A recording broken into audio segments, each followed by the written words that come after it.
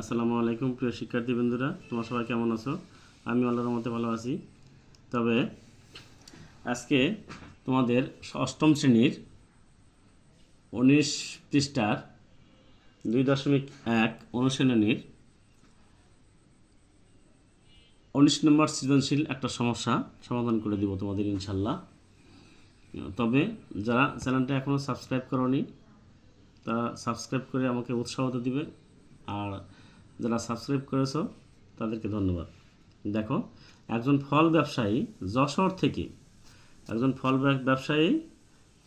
থেকে 36 টাকায় 12টি দরে কিছু সংখ্যক এবং কুষ্টিয়া থেকে 36 টাকায় 18টি দরে সমান সংখ্যক কলা খরিদ করল। তিনি 36 টাকায় 15টি দরে তা বিক্রয় করলেন। কত টাকা দরে বিক্রি করলেন?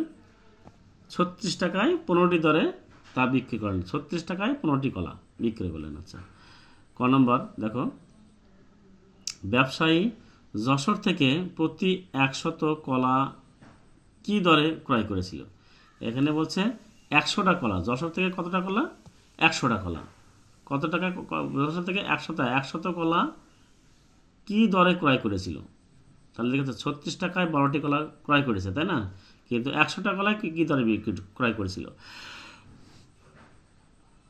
ছয় নম্বর দেখো, সবগুলো কলা বিক্রয় করলে শতকরা কত লাভ বা ক্ষতি হবে?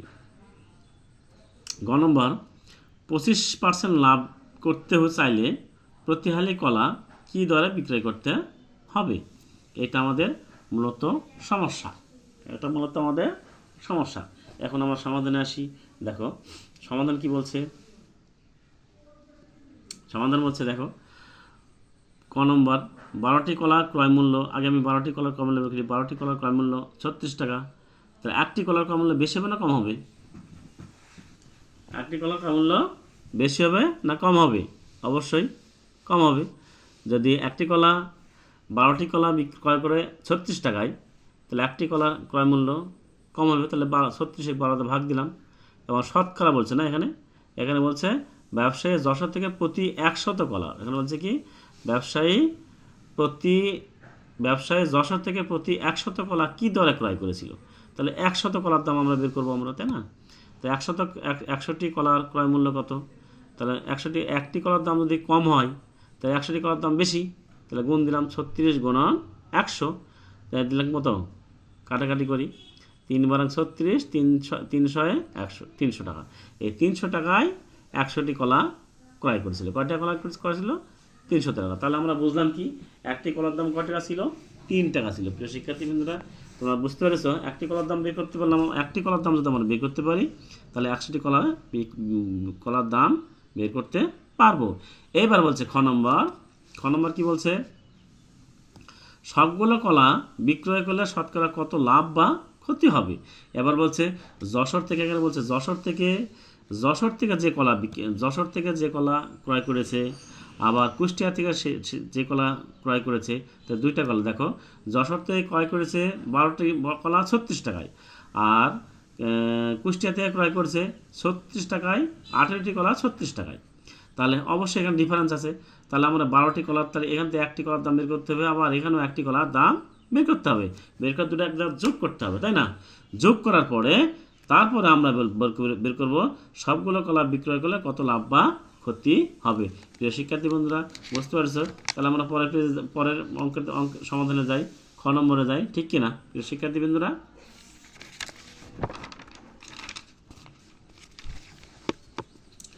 খ নম্বর দেখো, খ নম্বর কি বলছে? প্রথম ক্ষেত্রে দেখো, আমি প্রথমটা কি বলছে দেখো, প্রথমটাতে আমি যাই। প্রথমটাতে কি বলছে?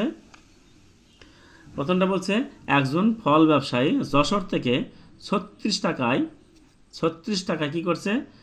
12টি কলা ক্রয় করছে। আবার কুষ্টিয়া থেকে 36 টাকা 18টা কলা ক্রয় করেছে। তো প্রথম ক্ষেত্রে দেখো, 12টি কলার ক্রয় মূল্য 36 টাকা, একটি কলার ক্রয় মূল্য কত? তাহলে একটি কলার ক্রয় মূল্য 3 টাকা বের করেছি। আবার দ্বিতীয় ক্ষেত্রে 18 কলার ক্রয় মূল্য কত? 36 টাকা, কুষ্টিয়া থেকে। এটা যশোর থেকে, এটা হচ্ছে কুষ্টিয়া থেকে। লিখতে পারো প্রথম ক্ষেত্রে বা কুষ্টিয়া থেকে লিখতে পারো। কুষ্টিয়া থেকে লিখতে পারো। প্রথম ক্ষেত্রে যদি না লেখো তাহলে যশোর থেকে লেখো। যশোর থেকে বা এখানে এখানে লেখো কুষ্টিয়া থেকে, বা দ্বিতীয় ক্ষেত্রে যেটা লেখো লিখলেই হবে, কোনো সমস্যা নাই এখানে, ঠিক আছে। তাহলে দেখো দ্বিতীয় ক্ষেত্রে 18টি কলার ক্রয় মূল্য 36 টাকা, একটি কলার ক্রয় মূল্য কত? তাহলে একটি কলার কত? 2 টাকা। 36 ভাগ 18, তাহলে 18টাকে যদি 36 দ্বারা গুণ দিই, তো 18 দুগুণে 18, 18, 18 দুগুণে 36, তাহলে কি আমরা কটা কলার দাম পালাম? প্রথম কুষ্টিয়া থেকে একটি কলার দাম পাচ্ছি 2 টাকা, আবার কুষ্টিয়া থেকে যশোর থেকে একটি কলার দাম 3 টাকা পাচ্ছি, যশোর থেকে একটি কলার দাম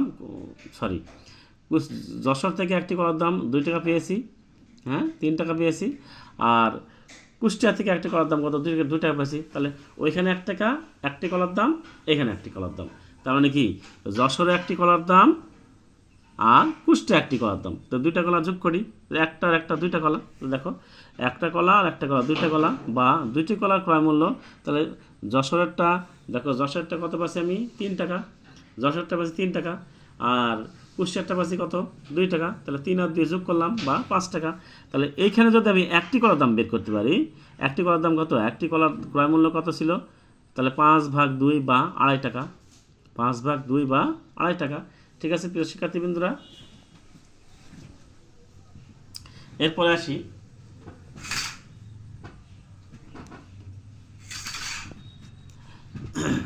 এরপরে এরপরে এরপরে কি বলছে? এরপরে আসো, আবার বলছে কি এখানে দেখো, এখানে বলছে তিনি 36 টাকায় 15টি দরে তা বিক্রয় করলেন। কত? 36 টাকায় 15টি দরে তা বিক্রয় করলেন। তা 2টা কলার দাম বিক্রয় করতে দেখো এখানে একটি কলার দাম কত? 2.5 টাকা, বিক্রয় করলো কত? 15টি কলা বিক্রয় মূল্য কত? 36 টাকা। একটি কলার বিক্রয় মূল্য কত? তাহলে 36 ভাগ 15, বা 5 3 5 15, 3 বারাং 36। এখানে আরেকভাবে লেখা যায়, সেটা হচ্ছে কি, তোমরা এইভাবে লিখতে পারো, আরেকভাবে লিখতে পারো যে কীভাবে? 15টি কলার বিক্রয় মূল্য 36 টাকা না লিখে 15টি কলা বিক্রয় করা হয় 36 টাকায়, এভাবে লিখতে পারো, অথবা এটাই আমাদের সোজা, তাই না? 15টি কলার বিক্রয় মূল্য 36 টাকা, তাহলে একটি কলার বিক্রয় মূল্য কত? তাহলে করলাম কত? 12 ভাগ 5 হলো, বা 2.4 টাকা। আমি এই দশমিক করলাম কেন জানো তোমরা?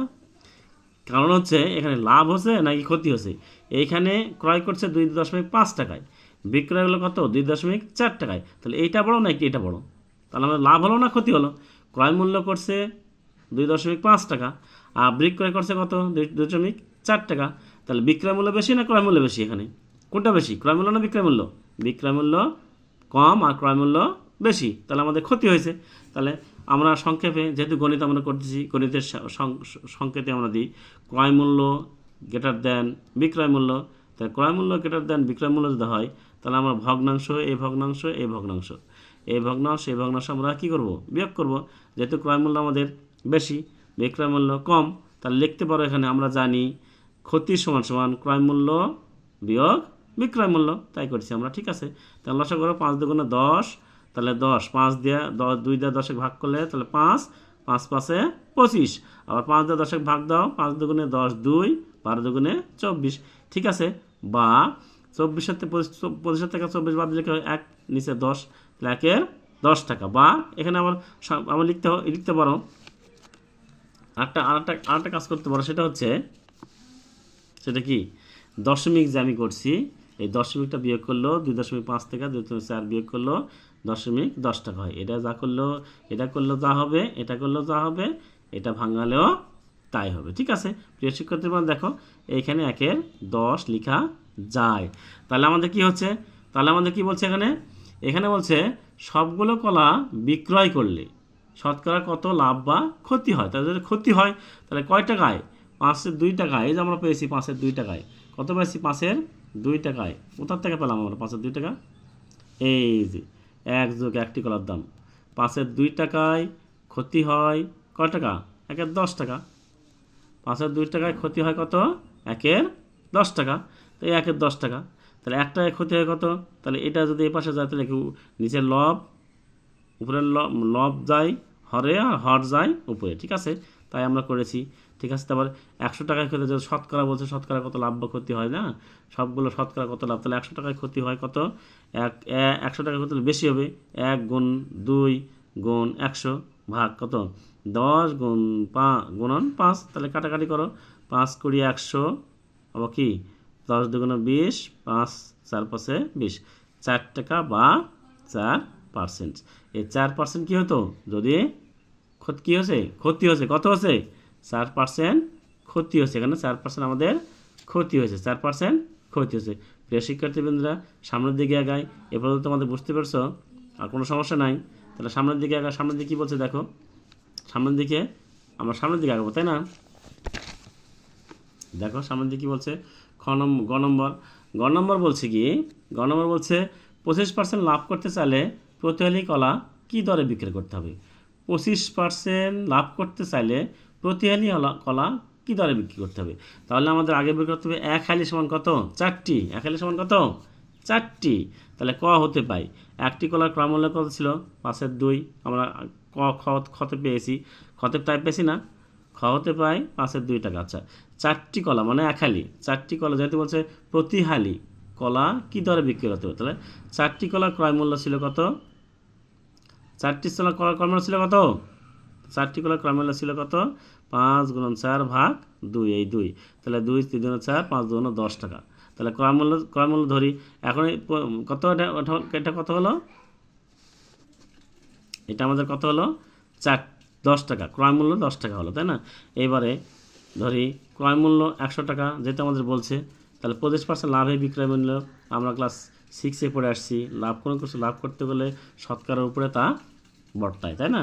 তাহলে 25% লাভে বিক্রয় মূল্য 100 যোগ 25 টাকা বা 125 টাকা। তা ক্রয় মূল্য যদি 100 টাকা হয়, বিক্রয় মূল্য কত, 125 টাকা। 1 টাকায় কত, ক্রয় মূল্য 1 টাকা হলে বিক্রয় মূল্য কত, 125 ভাগ 100 টাকা। অতএব 1 টাকা ক্রয় মূল্য যদি 1 টাকা 10 টাকা হয়, এই যে 10 টাকা, আমরা ক্রয় মূল্য কত, এই 10 টাকা, এই 10 টাকা হলে বিক্রয় মূল্য কত, 125 গুণ 10, তাহলে কাটাকাটি করো, এই 0 0 গেল, হ্যাঁ।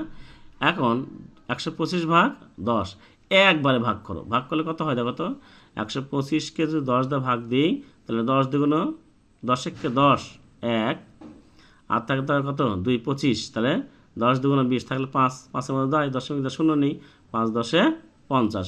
প্রিয় শিক্ষার্থীবৃন্দ, এটাই আমাদের কিসে আছে, অঙ্কে আমাদের এটাই আছে। তাহলে আমাদের কি চালো, কত হলো, কত টাকা কি বলছে, 25% লাভ করতে চাইলে কত টাকায় বিক্রি করতে হবে? তাহলে আমরা 10 টাকায় কিনছি, 12.5 টাকায় বিক্রি করতে হবে। প্রিয় শিক্ষার্থীবৃন্দরা, আজকে এই সৃজনশীল এখানে শেষ করলাম, 19 নম্বর সৃজনশীল 8ম শ্রেণীর এখানে শেষ।